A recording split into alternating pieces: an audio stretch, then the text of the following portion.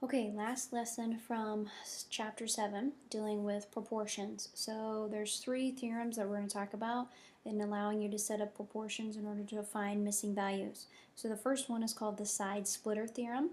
It says if a line is parallel to one side of a triangle and intersects the other 2 sides, then it divides those sides proportionally, which means that if these 2 lines are parallel, then this length is this length to this length is equal to this length to this length. So setting up a proportion using those sides.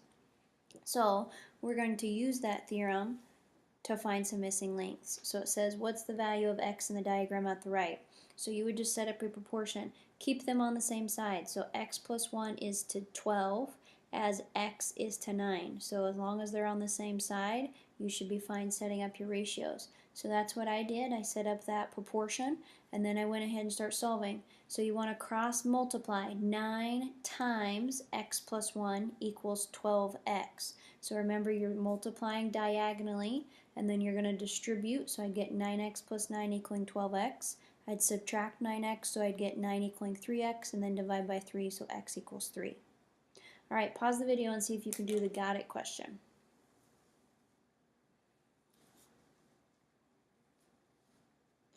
Okay, so in the got it question, I have another side splitter theorem that I could use. So I would do a plus 4 is to a as 18 is to 12. And so that's how I set up my proportion. And then I started cross multiplying. So a times 18 would be 18a. 12 times a plus 4 I would want to set in parentheses. So then I would distribute that 12 across, so I get 12a plus 48.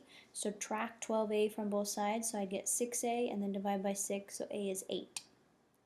Okay, next theorem then is where you're still going to be setting up a proportion, but it's a corollary to what we just did, except now you have 3 parallel lines.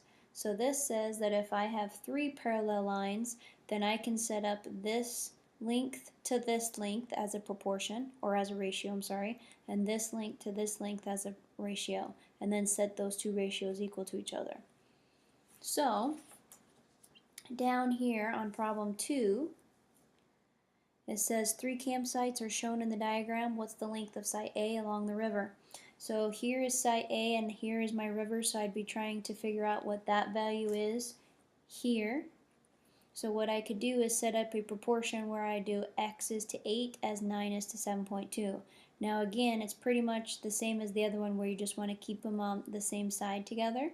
So I set it up just like I said, and then I would want to cross multiply. So 7.2 times x equaling 72, and then divide 72 by 7.2, so x would be 10 yards since we're talking about a story problem. Pause the video and see if you can do the got it question. Okay, in the got it question, you're trying to find what site C is. So site C is over here. So I would do 7.2 is to x as 8 is to 6.4. So that's how I set up my proportion. And then I would cross multiply. So 8 times x would be 8x. 6.4 times 7.2 is 46.08. And then divide that by 8. So your answer should say 5.76 yards. Again, it's just setting up a proportion. Just make sure you're keeping them on the same sides. Alright, last theorem then is where you're going to do a triangle angle bisector theorem, where it is still setting up a proportion, but you're going to again want to keep them on the same side of the angle bisector. So it says if you have a ray that bisects an angle, so AD bisects angle CAB, then I know that this length to this length is proportionate to this length and this length. Now there's several different ways and combinations you can set this up as. I actually just set them up at the same side together, so I do CD to CA and DB to BA. So if you want to keep it like this, you can, or you can do it the other way around. So here's our first problem down here in problem 3. It's wanting us to figure out what x is. So again, up here at the top, it actually wants you to do 10 is to 18 is 12 is to x. As long as you keep it in the same order, you'll be fine. I actually kept them on the same sides together. So I did 10 is to 12 as 18 is to x. You end up getting the same results regardless, so just make sure you keep them in the same order. So I would cross multiply, so I would get 10x equaling 216, and then I would divide and get x equaling 21.6. Okay, pause the video and see if you can do the got a question. Okay, in the got a question, I again set it up where I did them on the same side of the angle bisector. So y is to 9.6 is 24 is to 16. I cross multiplied and I got 16y equaling 230.4, and then I divided and got 14.4 for y. Okay, let me know if you have any questions in setting up these proportions, otherwise go ahead and start your assignment.